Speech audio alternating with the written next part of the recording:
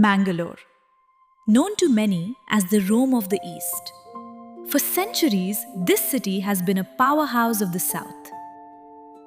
The cradle of Indian banking, a pioneer in world-class education, and the home of the iconic red tiles that roofed the world. It is a city that never stops. A gateway to the Arabian Sea, where trade, culture, and faith have converged for generations. But in the middle of this modern hustle, there is a silence that most people miss.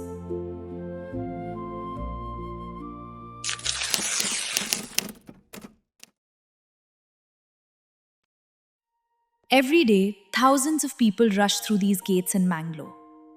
They are consumed by the noise of the modern world, the mad rush of life. But they are walking past a secret.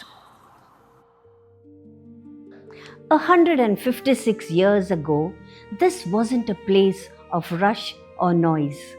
It was a rugged mission on the edge of the world. And right here, a saint walked on these grounds. She breathed the same air. We call her the Little Arab. Her name was Mary Baouardy. But now she is known as Saint Mary of Jesus Crucified. To the world, she was a little nothing. But her journey to this campus in India began thousands of miles away, in a story marked by blood, fire, and miracles.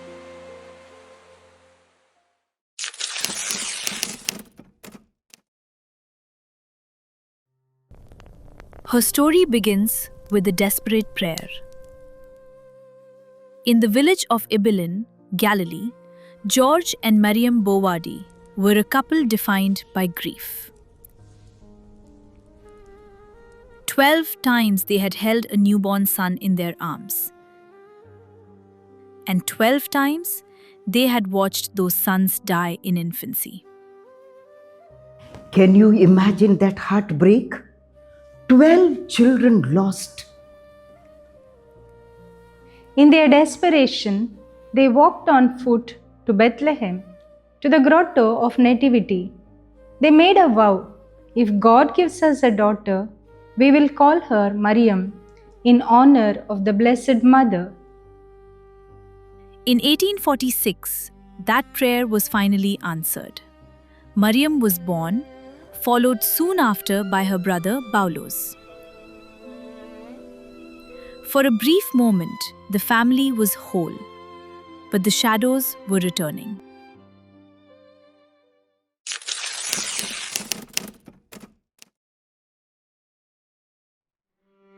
The miracle was soon followed by a shadow. In 1849, a sudden, violent fever swept through the village. In a matter of days, the Baouardy home fell silent.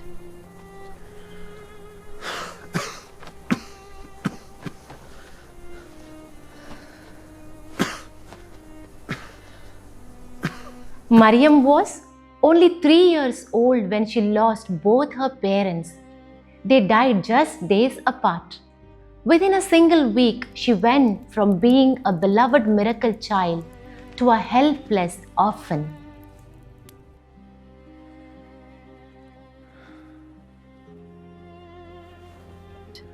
As her father George lay on his deathbed, he made one final, desperate act of faith.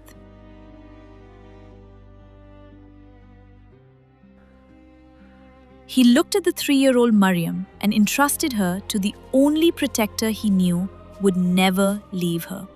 He placed her under the care of Saint Joseph. The family was shattered by the death of her beloved parents.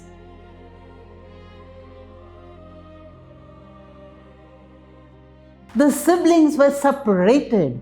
Bolus was sent to one relative, and Miriam was taken by an uncle to Alexandria, Egypt.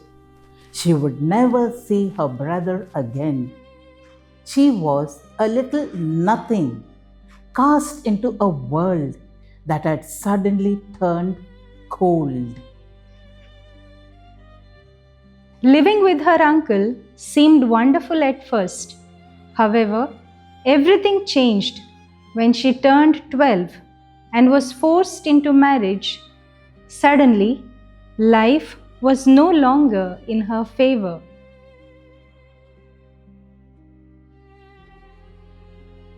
But Mariam had already made a choice. She had given her heart to God. When she refused the marriage, her uncle treated her like a slave. And when she tried to reach out to her brother Bolus, a family Arab servant tried to force her to convert to his faith.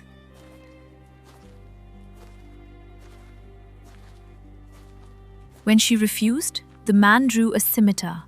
He slit her throat and dumped her body in a dark alley, leaving her for dead.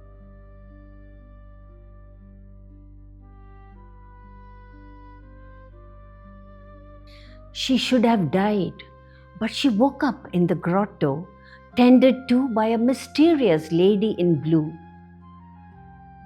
It was her first physical encounter with the Queen of Heaven. Her life was no longer her own.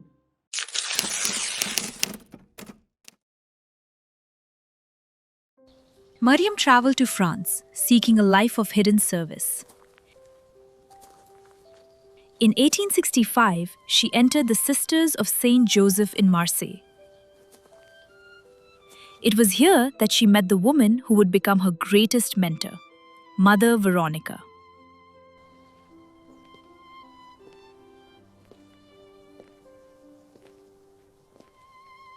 To understand our history, I mean the history of the Apostolic Carmel, you must know Mother Veronica. Born Sophie Leaves, she was the daughter of an Anglican minister, highly accomplished, cultured and daring. She had converted to Catholicism, then joined the Sisters of the Saint Joseph of the Apparition, and by the time she met Mary Baouardy, she had become the mistress of novices. Veronica saw something in the young Mariam that no one else did. While the other sisters were terrified by Mariam's sudden ecstasies and the bleeding wounds of the stigmata appearing on her hands, Veronica saw the hand of God.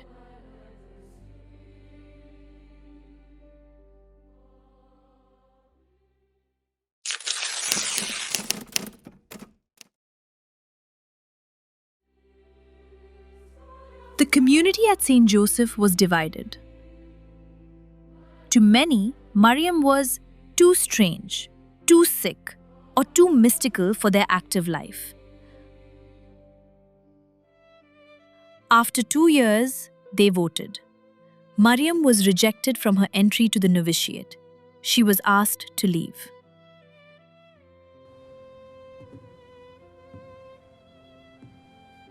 It was the ultimate rejection. But in that dark hallway, Mother Veronica was waiting. She whispered a secret to the heartbroken girl. I am going to become a cloistered Carmelite. Will you come with me? That was the moment. In the midst of rejection, a new bond was born. A friendship that would travel from the convents of France all the way to the shores of Mangalore and ultimately to the city of David. Together, they fled the judgment of Marseille for the silence of the Carmel in Po. But a new call was coming, a call from the shores of India.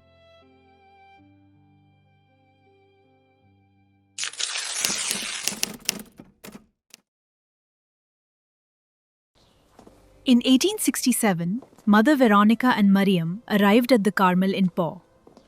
But their time together was short. To turn the dream of an Indian mission into a reality, Mother Veronica had to leave the cloister and travel, navigating the complex logistics of the church and the world.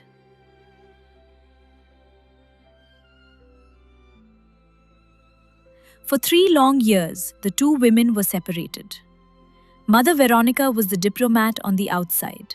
Mariam was the anchor on the inside. Imagine that.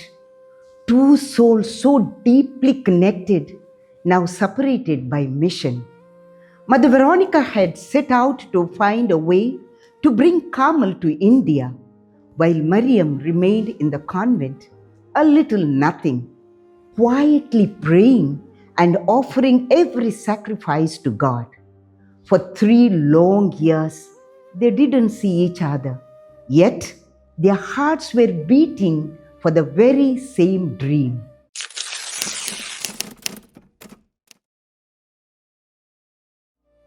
In 1870, the mission of Mangalore was ready, but it demanded a profound sacrifice. Mother Veronica, the visionary who had planned and prepared the mission, was ordered to stay back in France to govern the growing congregation.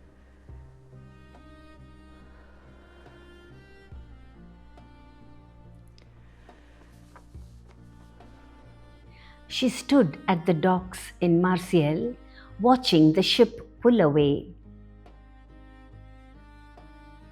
On that boat was her little Arab, her Mariam, and her own daughters sailing into the unknown.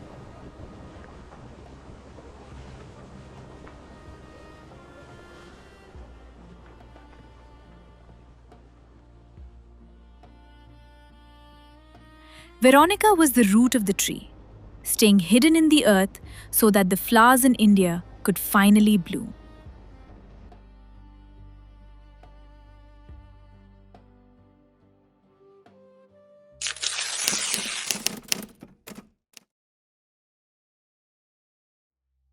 August 1870. A small band of missionaries boards a ship in Marseille, carrying the weight of a monumental dream. The group is led by Father Lazare and Father Grecian, along with 6 cloistered Carmelites, including Mariam, and 3 sisters of the Apostolic Carmel. They were sailing toward an unknown future, but the journey would soon turn into an ordeal. Before they could reach the shores of India, 3 of the cloistered sisters succumbed to exhaustion and die. Imagine the heartbreak on that ship.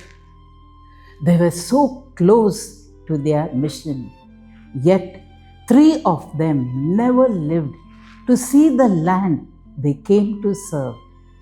Each time a sister passed away, the ship would steer towards the shore for the burial, laying them to rest on a foreign coast thousands of miles away from home. Unless a grain of wheat falls and dies, it remains alone. The sacrifices of these 3 sisters paved the way for Carmel to take root in Indian soil. When the survivors finally anchored at Bunderport in Mangalore, the grief of the journey was met with a surge of hope. As they stepped onto the pier, the sound of the Te Deum, the great hymn of praise, rose over the city.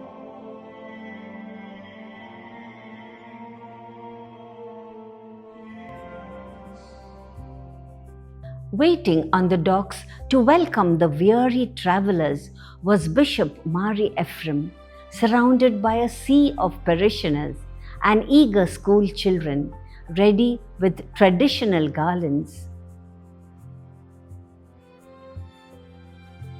Despite the heavy loss and the fresh tears, the little Arab had finally found her mission home.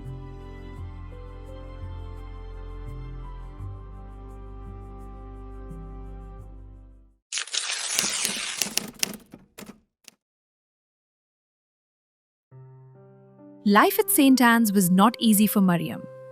Because of her mystical experiences, she was often misunderstood, even by her own sisters. She was relegated to the hardest, most menial tasks.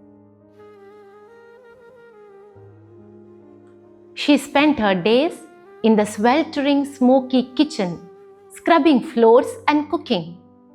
People thought she was possessed or dreadful, but she never defended herself. She only said, "Where there is no love, put love, and you will find love." Yet, the walls of the convent could not contain the supernatural. Sisters would find her at the top of the jambu tree in the garden, flown there in a state of ecstasy, singing with the birds in a language of pure love.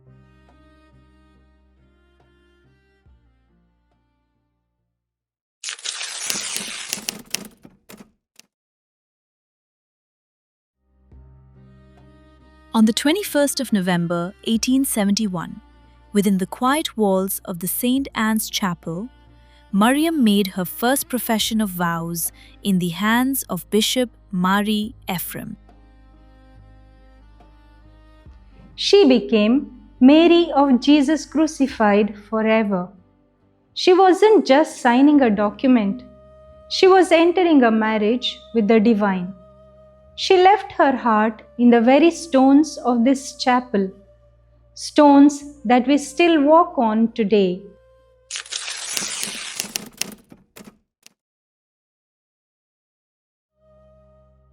(1872). The mission in Mangalore was established, but for Mariam, the call of obedience was absolute. The order now required her for a final monumental task: the foundation of a new Carmel in Bethlehem. She had arrived as a pioneer, and now she was being asked to say goodbye to the only place that had truly felt like home. She cried to leave this land. She didn't see Mangalore as just a mission stop. She loved the sisters and the people here deeply. As she prepared to board the ship, she told the sisters that she was leaving a heart behind, buried in the stones of St. Anne's. She sailed away to fulfill her destiny in the Holy Land, but a part of her never left these hallways.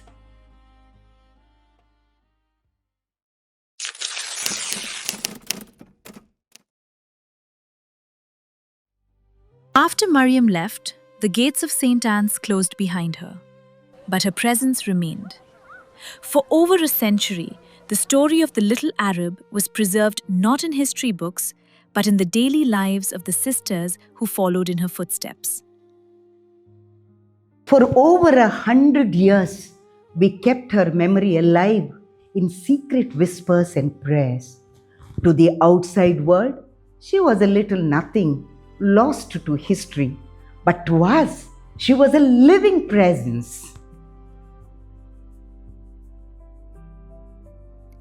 The world finally caught up to the secret of Mangalore in 1983, when Saint Pope John Paul II declared her blessed.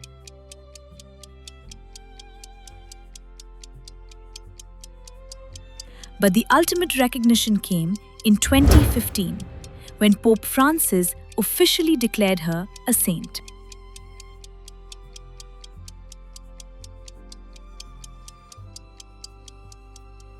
I remember the joy we had. The festive vibes in Mangalore were incredible because she belongs to us. It wasn't just a ceremony in Rome, it was a celebration of a sister who lived under our roof, who scrubbed our floors, and who reached the heights of heaven from our kitchen.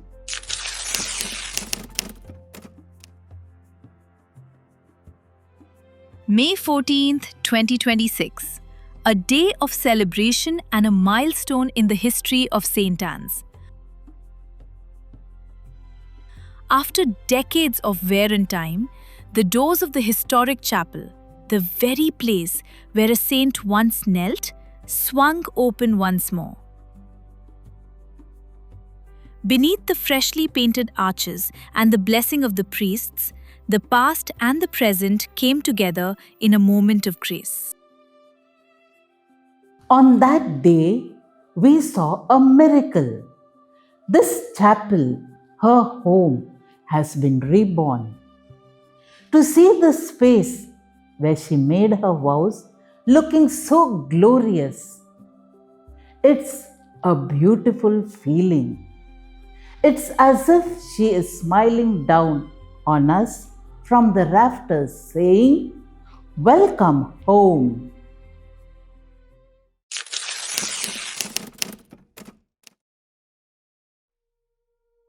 A restoration of this scale was not the work of one hand, but the collective heartbeat of a community.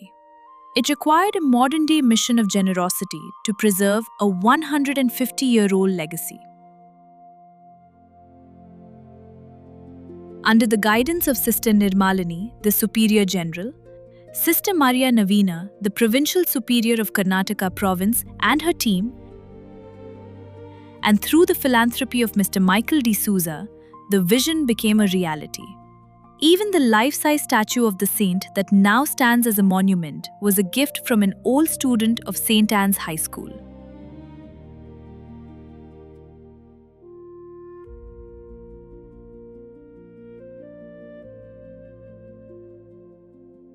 This restoration was truly a labor of love from many hearts. Every piece of polished wood and every stone in the altar tells a story of gratitude. God bless them all for helping us keep this flame alive.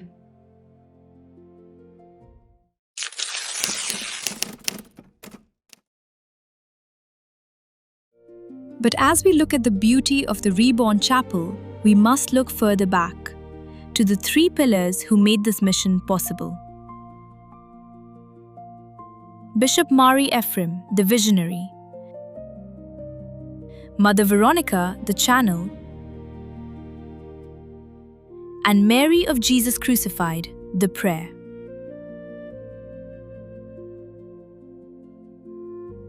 Bishop Ephraim saw the need for both the active and the contemplative life in Mangalore. Mother Veronica provided the courage to build it, and Mariam provided the soul.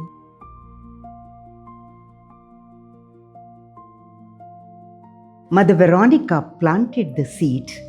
Saint Mary of Jesus Crucified watered it with her prayers. But we must never forget Bishop Mari Ephraim. He was the reason why they came. He wanted this mission to be a beacon of both prayer and mission. Today, we are the fruit of their combined love. 3 lives, 1 mission, and a legacy that will never fade.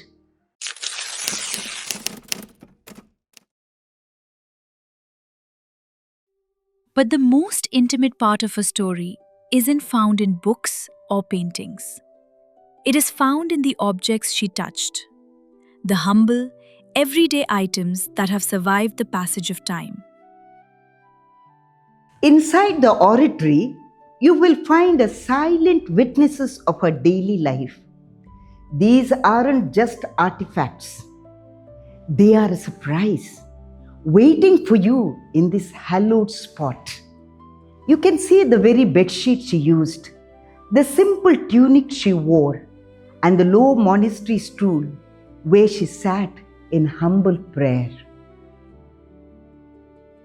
In these small, quiet things, the 150-year gap between her life and ours simply disappears.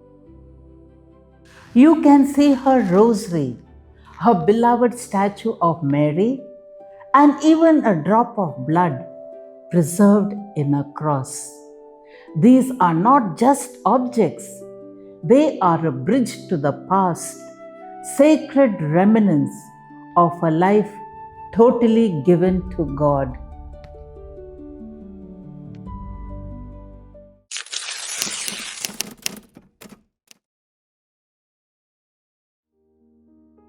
"156 years have passed since the little Arab first stepped onto the shores of Mangalore. The city has grown, the world has changed, but the peace she left behind remains untouched. This isn't a museum of the past. It is a living sanctuary. Whether you are a seeker, a pilgrim, or someone just looking for silence, come. Walk where the little Arab walked. The grace she left here is still waiting for you.